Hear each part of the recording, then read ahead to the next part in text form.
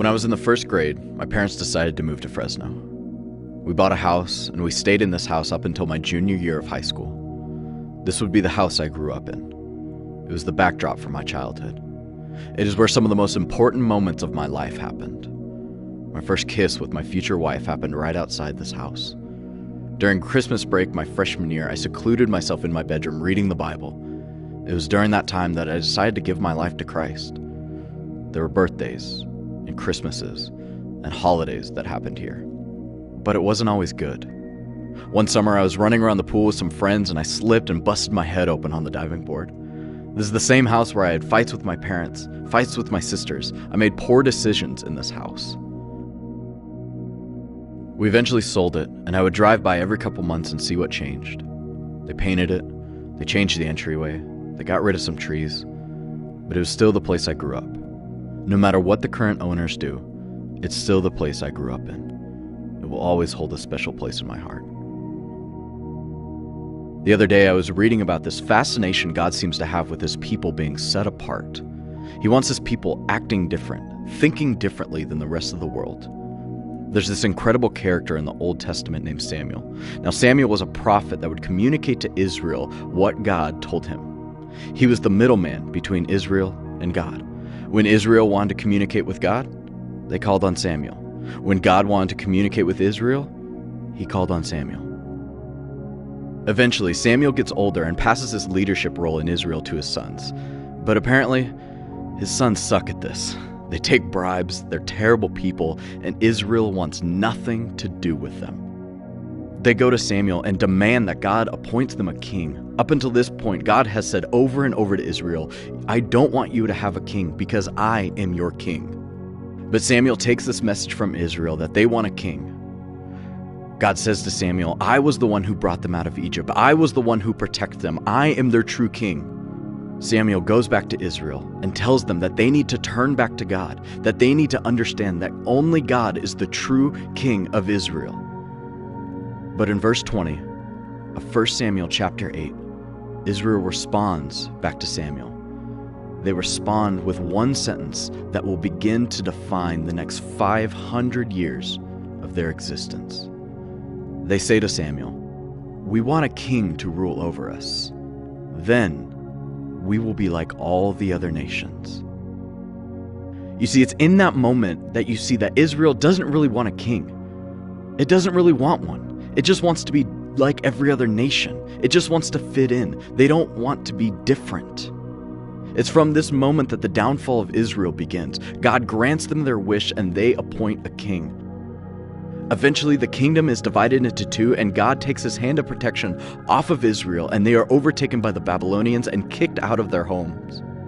God has a deep understanding of how he wants his people to be different than everyone else. He saw the insecurity in his people. He saw their desire to be just like everyone else. He wanted them to think differently because he knew that certain actions, maybe they seem big or small, can have a huge impact in our lives. You see, that house I grew up in, I didn't realize how big of a deal it truly was. It wasn't until much later in life I realized how much this house truly meant to me. I didn't realize the impact it had on me. But this place was the backdrop to my life.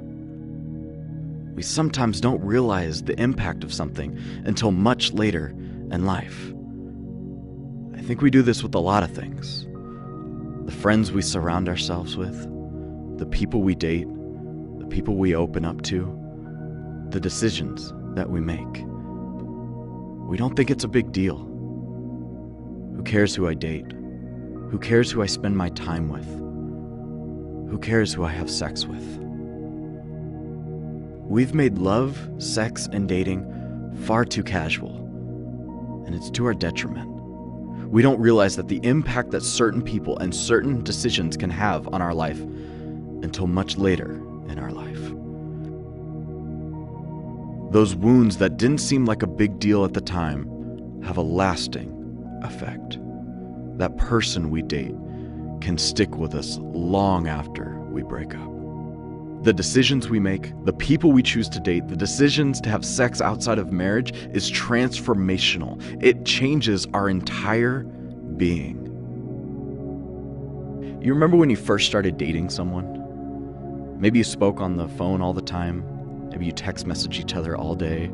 You put their initials in your Instagram bio, and you celebrated your 3-week anniversary with a walk in the park. You became obsessed with them. And maybe not outwardly.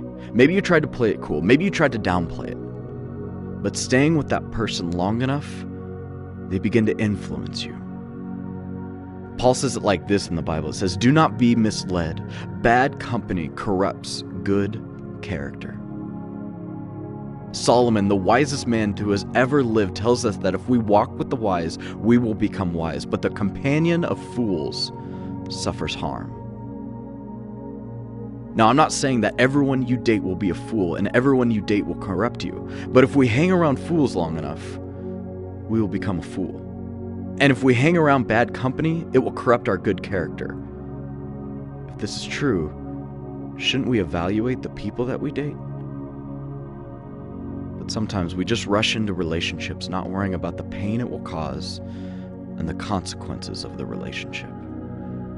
Just like Israel didn't know the ramifications of their choice to want a new king, we don't know the ramifications in our life when we move God to the side.